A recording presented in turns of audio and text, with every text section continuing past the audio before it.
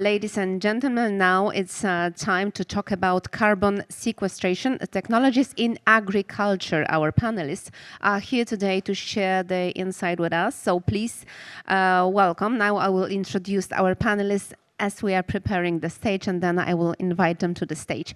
Rachel Resek, Principal, Cargill Ventures; Nityen Lal, Managing Director, Icos Capital; Chuck de Liedekerke, CEO at Soil Capital; Uwe Schröder, Head of Cefetra Ecosystem Services; and of course our panel moderator, Robert Walker, European Growth Officer, All Tech. It will be very, very interesting discussion. So the stage is prepared for our panelists and our moderators. So please give them a warm welcome.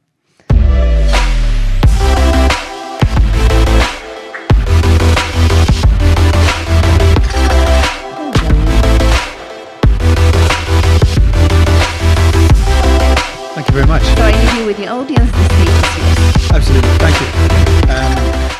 So no more introductions. If you want to know a little bit more about our panelists, their bios are online, so you can check them out there.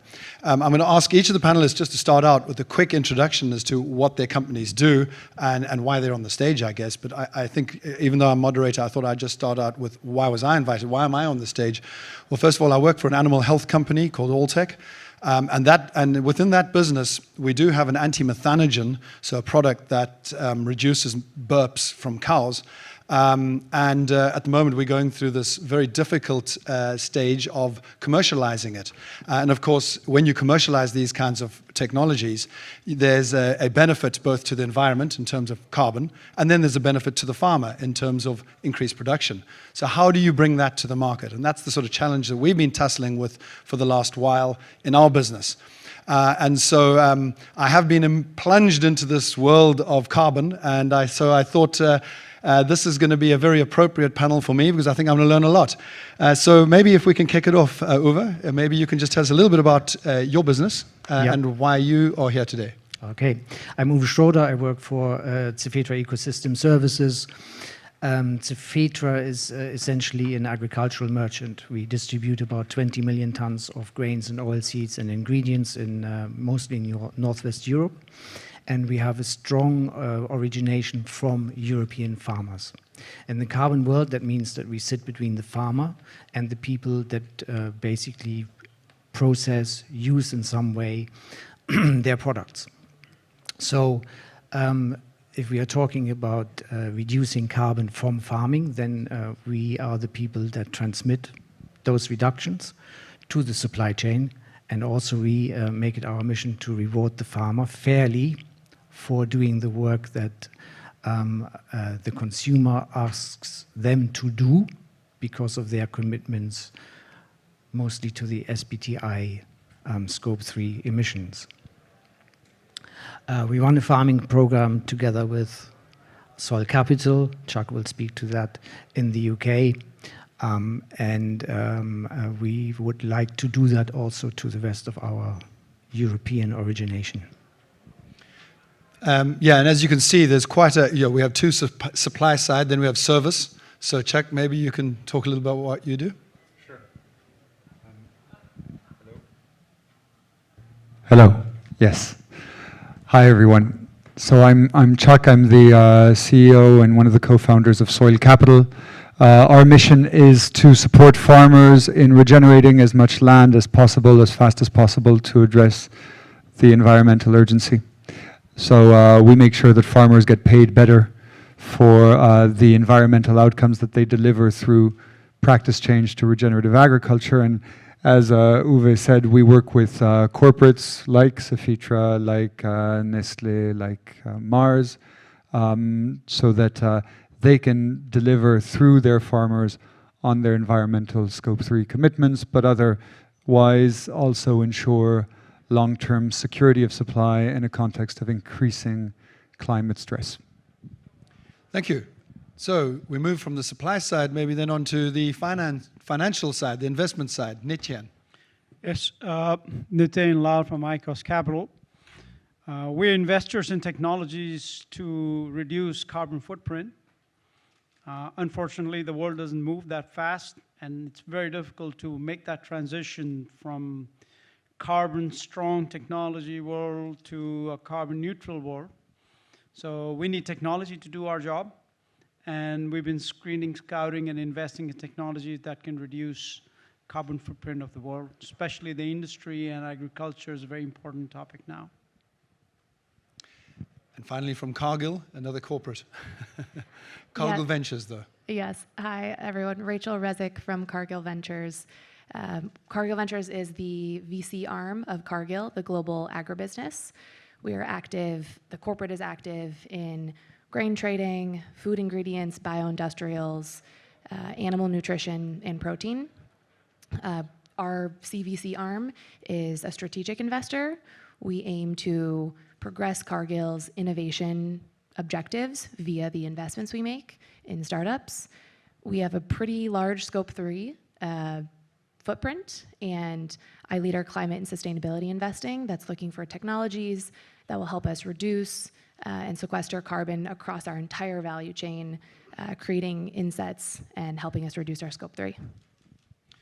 Thanks, guys. So when we were discussing this panel, well, first of all, there was no shortage of opinions. So I think there's going to be a lively discussion here. But I think Nityen brought up a very good point, which is, well, what's the significance of this? Why are we even discussing this? So Nityen, maybe you want to just talk a little bit about why you think we're even here. Like, what is the significance of carbon?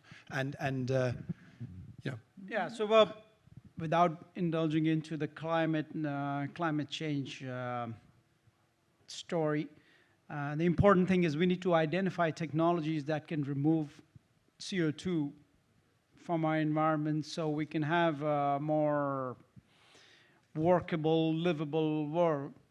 And there are two things that are very important. One is the technologies.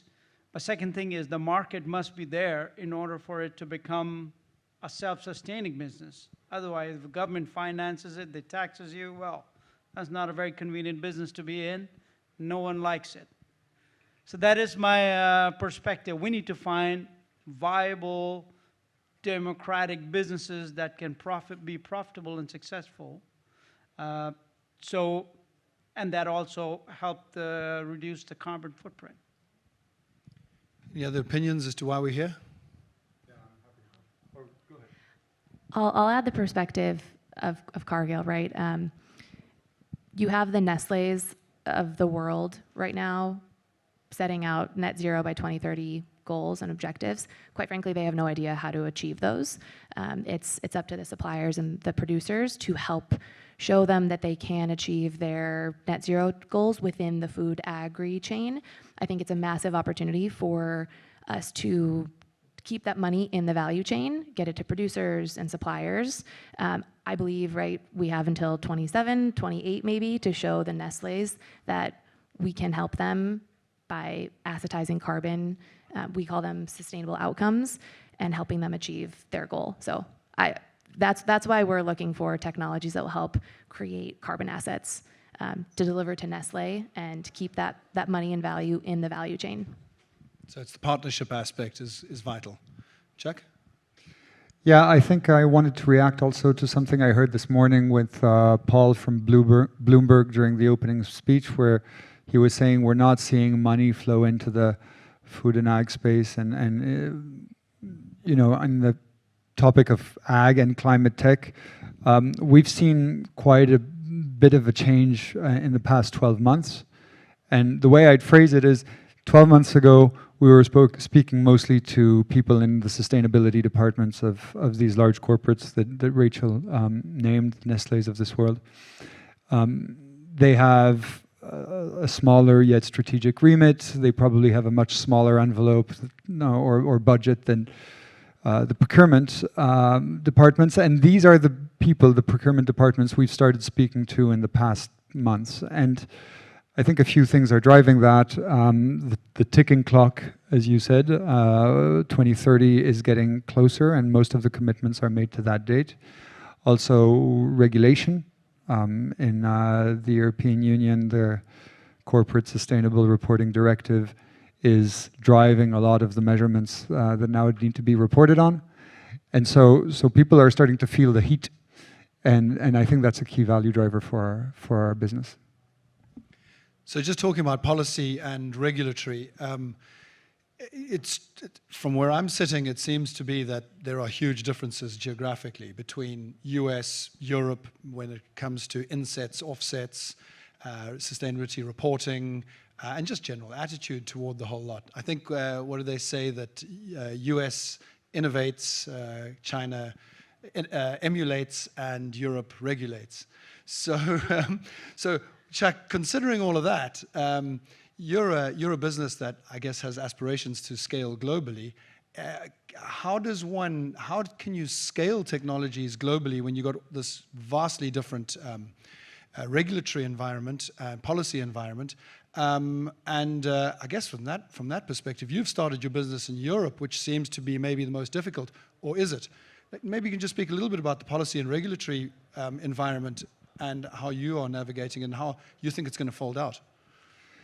So clearly we say a lot that regulation can make or break our business, but I think that's a medium-term thing. Short-term, it's not so much regulations as standards and frameworks that are out there. And for that, integrity is the name of the game. 2023 was a very, very tough year for the voluntary carbon markets because of many scandals. And the voluntary carbon markets saw the price of carbon fall to somewhere around $2 a ton of carbon. Regulation and standards are there to maintain integrity. And it's super, super important to have programs out there which can demonstrate a very, very high level of integrity that can withstand tough scrutiny, both from corporates that today don't want to be caught on the wrong side of the greenwashing debate, but on the other hand, also from the journalists and the NGOs who are today more than ever, if not out for blood, at least out for what are going to be the next scandals there. So, what we've seen on regulation is a very strong willingness, especially from the European Union, to lead the industry on the side of integrity. And I think that's why today our corporate clients are asking us to go outside of the European Union, is because if you can emulate that elsewhere, then that's probably the innovation you need to make the market successful.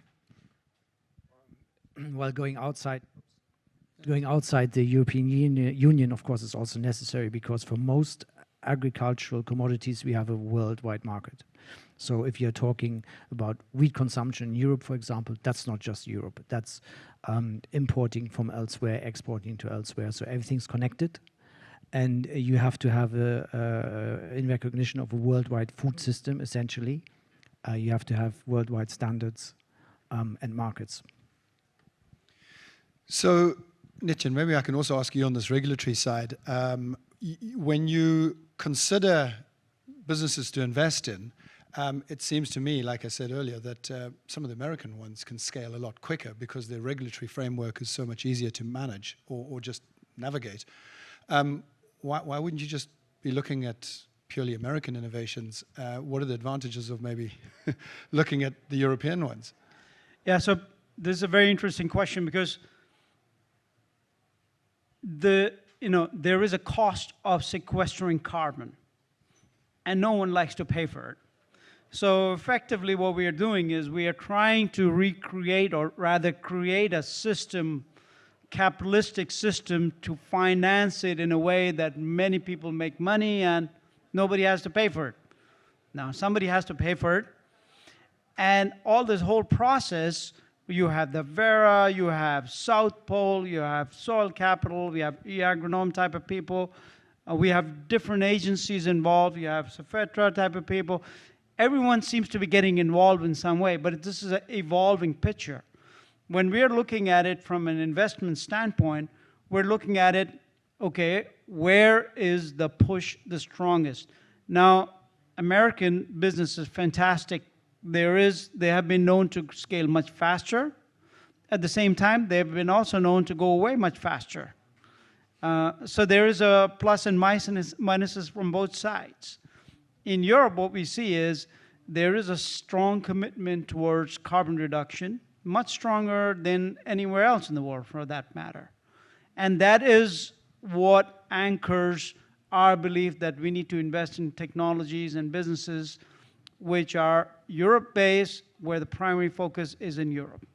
So, just to ask a follow-up question on that, Nityen, you said you look at where the push is strongest. I asked geographically, but what about within the supply chain? Do you see that push being different, maybe from farm through to food processor through to retailer? Is there a sweet spot there that you're looking at? I think in general, European consumers are somewhat more sympathetic to paying more for carbon sequestration than rest of the world.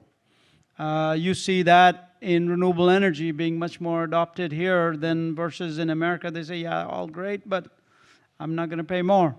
In Germany, they say, okay, we're going to take out the entire nuclear and we'll make everything renewable. And people seem to accept that. Okay. Rachel? I'll just share a perspective from how we look at carbon sequestering technologies at Cargill Ventures. Now, caveat, I only do investing mainly in the US. I have a European colleague who's also here today. We are still very, very conservative, despite the lack of regulation in the US, right? Our worst fear is that there's an interesting company with technology that's creating carbon assets in the US right now. In 5 years, regulation comes and their carbon assets are no longer valid, right? Or it gets posed as greenwashing. So every time we look at a technology, we do really in-depth diligence with our scientific team and our technical team to understand what is the mode of action, what is do they have a methodology in place. I think the Veras of the world, right, are a little backed up. So I'm seeing a lot of technology players actually come out with their own methodologies, which there are pros and cons to that. I think there are ways to go about working with scientists, getting these methodologies peer-reviewed and published in research papers that helps mitigate some of those risks of publishing your own methodology. But we take it very seriously. So I don't know if the lack of regulation in the U.S. necessarily makes our investing any looser, right? Because the fear is there could be regulation to come down the line. That's at least Cargill's a very conservative company. That's how we look at it. I'm not sure how other investors in the U.S. I think it's a great point. Now, you were also talking at the break a little bit about the sequestration versus avoidance. How are you navigating that when you when you look at your investments? This might be a hot take, but I think sequestration and avoidance are both just as needed, right? I think in the past, the avoidance credit of I won't cut down this tree if you pay me, yes, I think those have proven to be not as trustworthy, but I think we should be incentivizing people to use products like a biological that therefore does not require as much synthetic nitrogen fertilizer, right? And does not have as much CO2 equivalent emissions coming off of that. I think there are a lot of products like that on the market that we should be incentivizing and rewarding use of that doesn't necessarily draw down existing carbon from the atmosphere, but eliminates new carbon from being emitted. I think we need both sides, and I think right now in the market, reduction credits are being a little demonized, but I believe that in the future they'll be proven to be very meaningful and necessary. When we talk, and in the other room, at the opening session, we had a lot of discussion about who pays for it, who pays for it. One of the points I made was that you can actually have this win-win. You can create efficiencies and create carbon credits.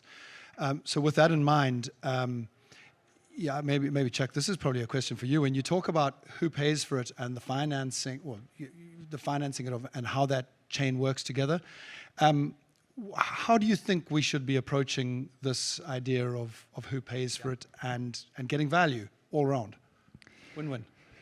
So we mentioned the consumer. You know, after a few years in this business, I don't believe that the consumer is willing to pay for environmental outcomes, and certainly not at scale. When we speak with large corporates out there that are close to the consumers, they usually tend to agree with us. And so someone still is going to need to pay, right?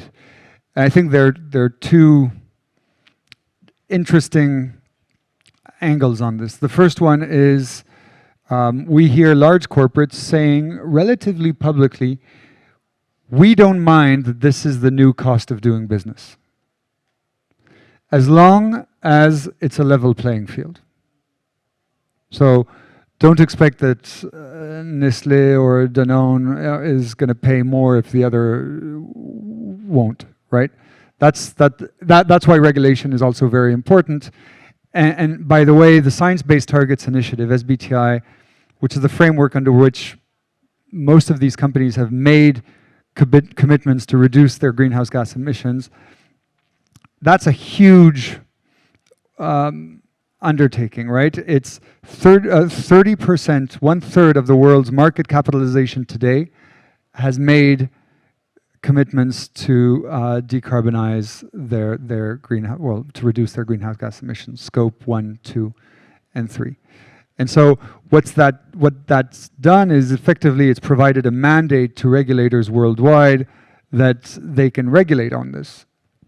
And that's what the European Commission has taken to heart with green claims, one of the directives, CRCF, how you calculate CSRD, Corporate Sustainability Reporting Directive, which is that you need to report, and soon the Corporate Sustainable Due Diligence Directive, which is going to tell companies that they can only have as suppliers companies that are on a trajectory to reduce their greenhouse gas emissions. So it's a story of harder and harder regulation that's coming online in the coming years, and a ticking clock.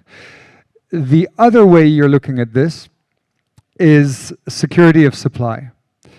Because regulation on its own can quickly become a compliance and a box-ticking exercise, whereas security of supply is the existential threat, right? And there was this really interesting moment in 2023, if I remember correctly, where in India, McDonald's wasn't able to supply or to procure tomatoes for their burgers. Now think of the king of standardization, McDonald's not being able to do that.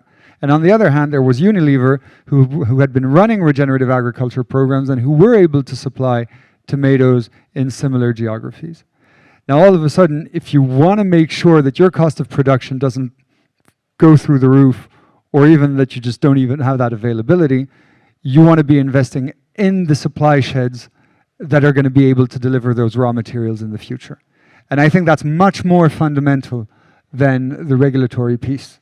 How you pay for that is not fully clear, but what is apparent is the early adopters have a bigger handle on supply sheds, making sure that they get the flows from those areas in the long run. I think Chuck answered this question very nicely. First of all, consumers always pay for it. It all shows up in a 1 cent, 2 cent increase in your yogurt or something, and suddenly Nestle is claiming we didn't put anything on it. We're paying ourselves, but actually we are. Unless you have and.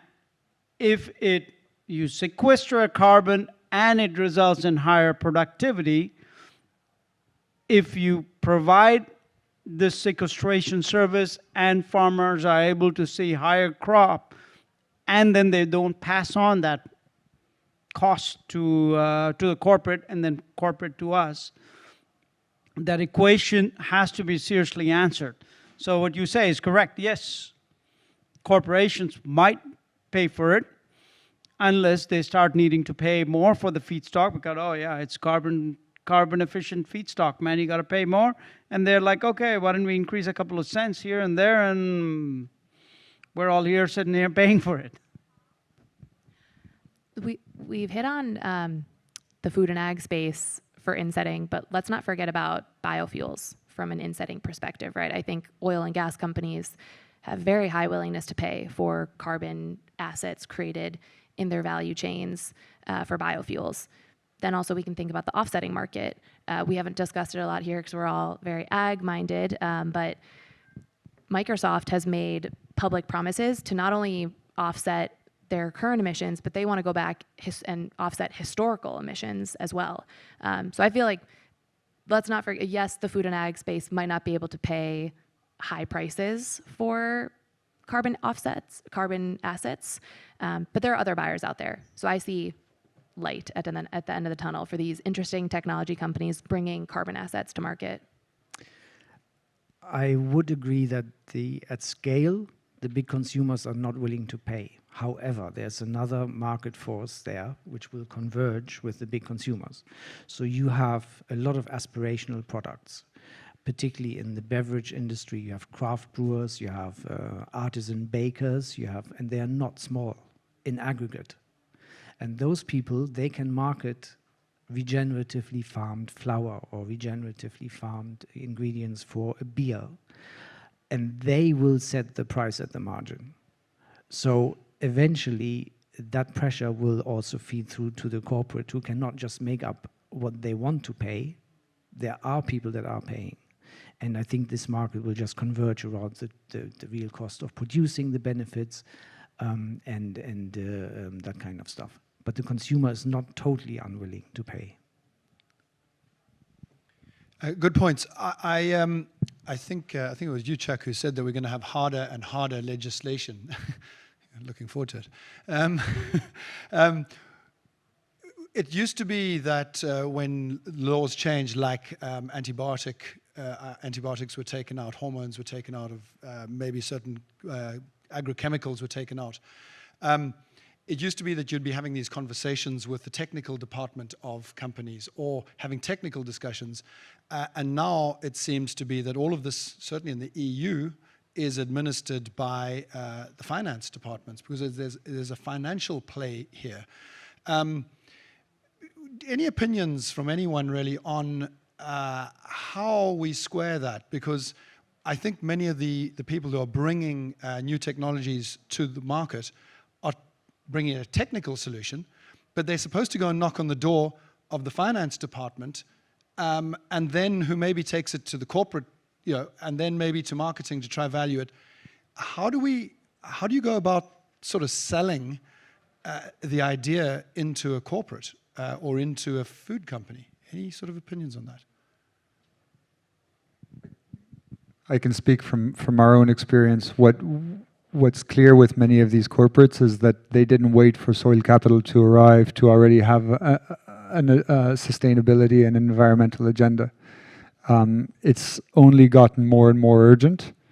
And so the finance department can feel it also because usually the investors of these businesses can feel that the cost of capital is going to go up if they don't do anything about it. The risk of litigation is going to go up. Basically, license to operate is going to become a topic. So there's that point. The ticking clock, as we said, is creating another sense of urgency.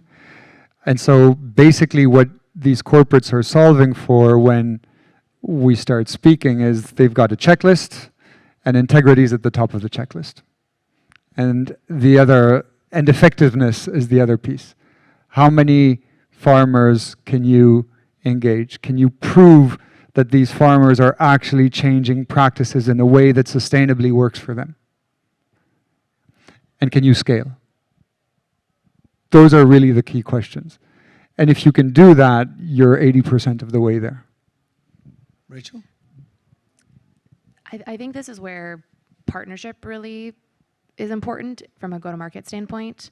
Right, there are bodies like in the US, Frontier, which is a coalition between Microsoft and Stripe that has a massive group of scientists that review the technology, of the carbon sequestering technology, give their stamp of approval, and then kind of operate as that gut check, right? You're seeing all the big consulting companies like Deloitte launch new businesses around this because at the end of the day, a big corporate buyer doesn't want to have to go through and do all of the diligence on the technology, the methodology themselves. They're looking to go to a trusted counterpart who can essentially help them build a diversified book of carbon credits, right? Because Nestle does not want to buy they don't want to buy only soil organic carbon credits. They want to buy a differentiated book. So I think it's smart on a small startup's perspective to, instead of building out a massive go-to-market team,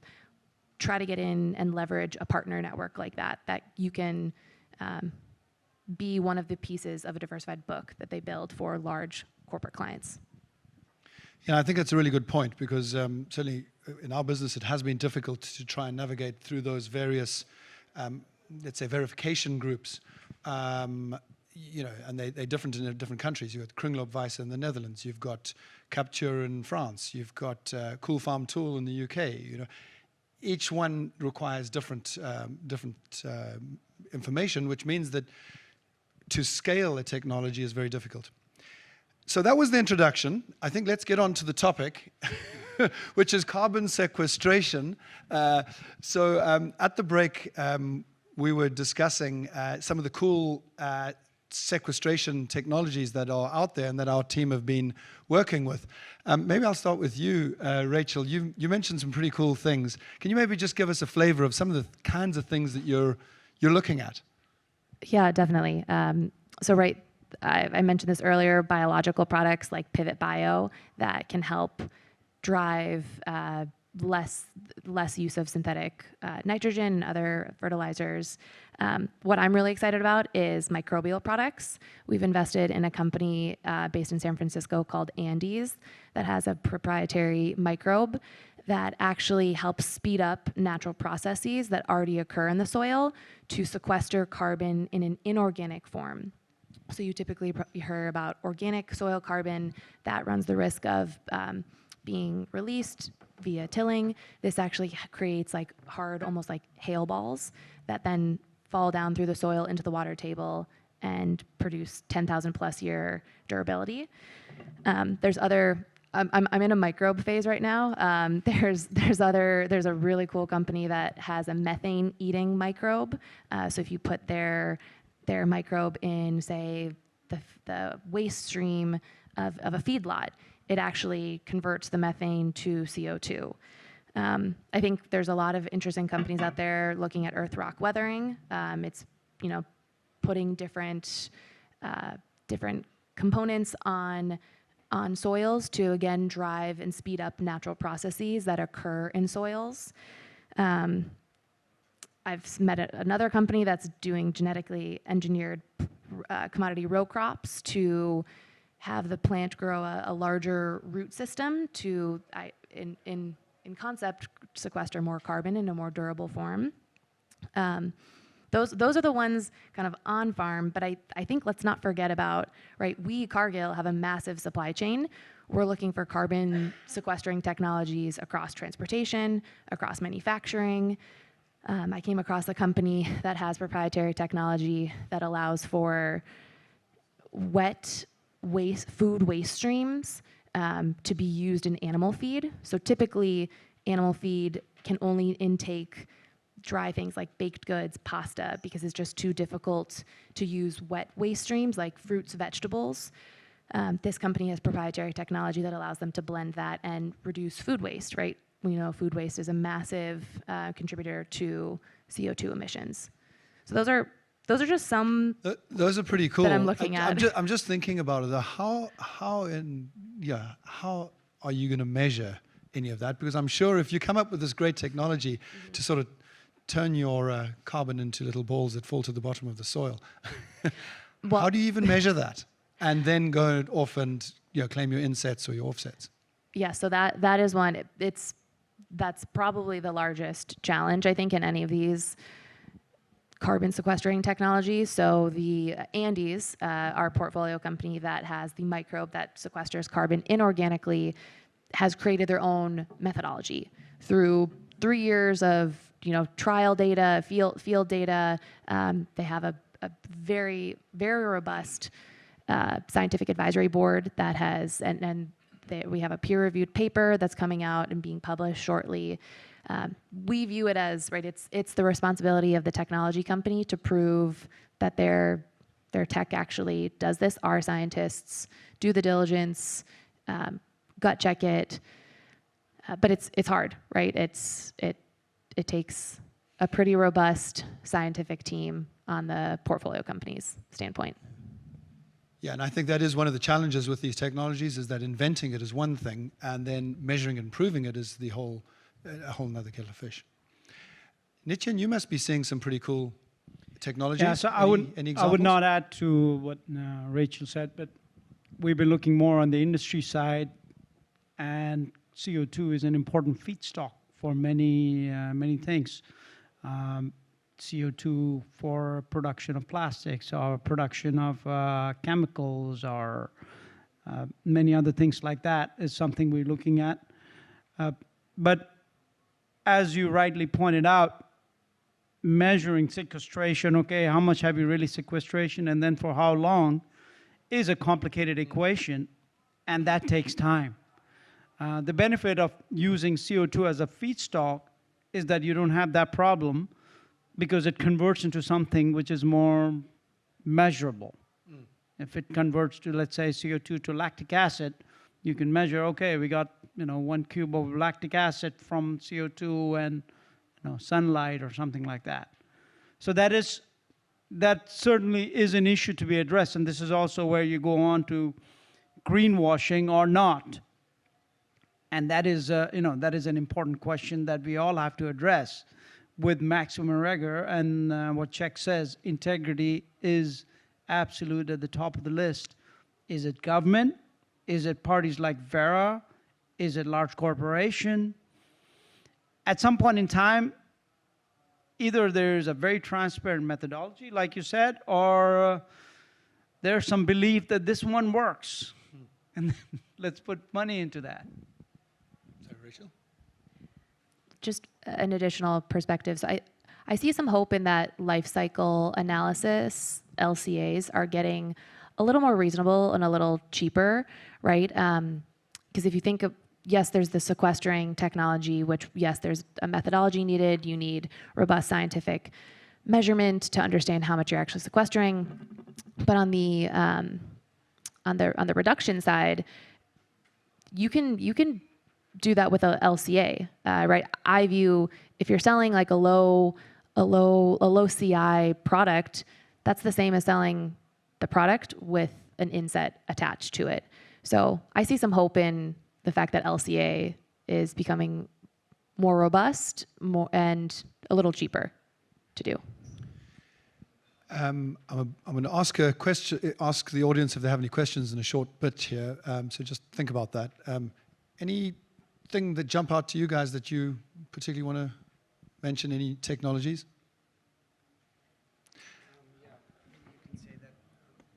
On the ground, it actually looks quite mundane compared to what we've just been discussing. So in the interest of the integrity and the interest of practicality and the interest of producing something at a price that somebody wants to pay, right now interventions are really simple.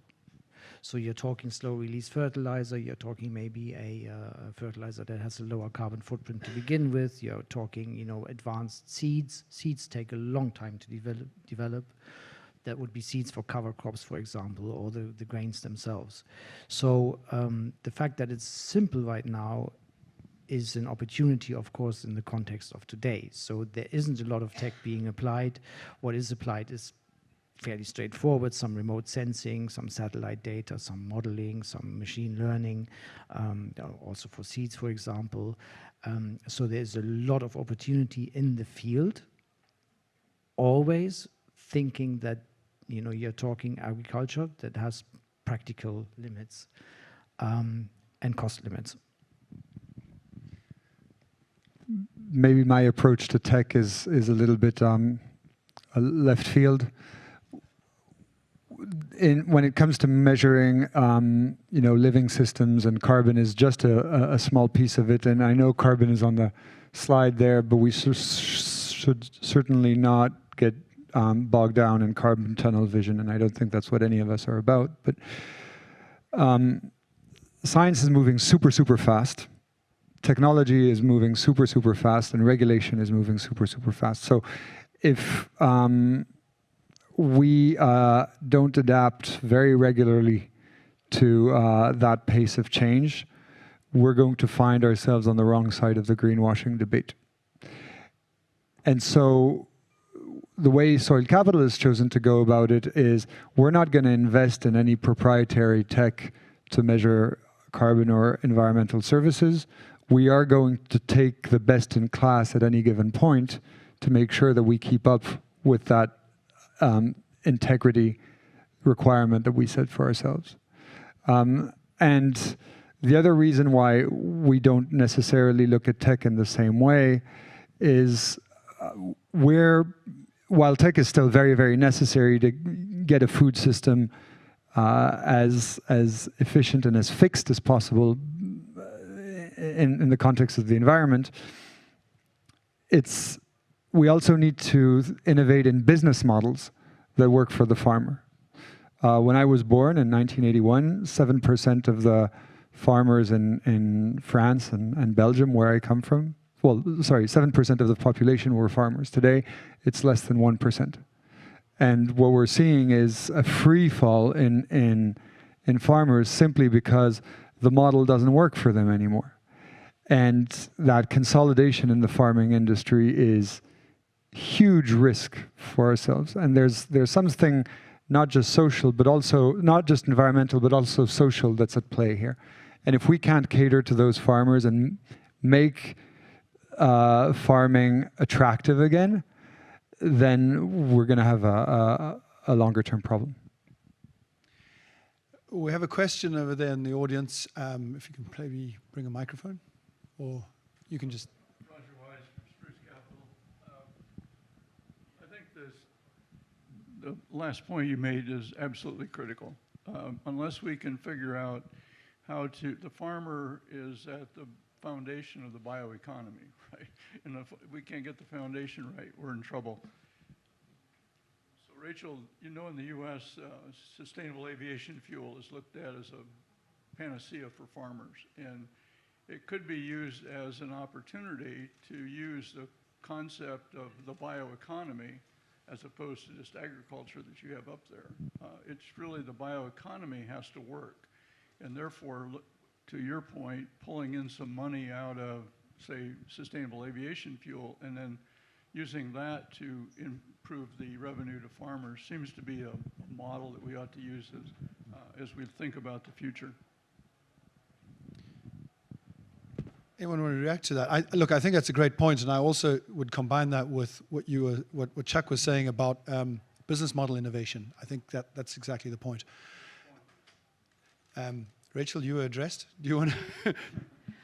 I'd say that is what I'm most excited about in this space, right? I see the market system starting to take shape in which we can drive value back upstream within the value chain, right? There's a lot of demand that's shaping up for carbon assets, but Cargill has a perspective that in the future there will be water assets, there will be biodiversity assets, right? Any goal that these downstream customers who are customers of bio products produced within the food and ag chain, we want to be able to create an asset that draws money into the system for water conservation, water quality, biodiversity conservation, etc.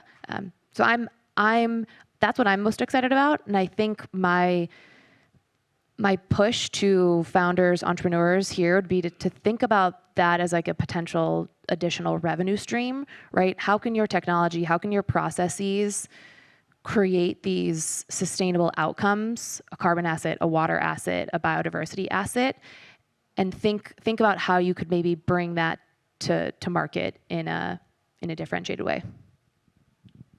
Any other questions from the audience?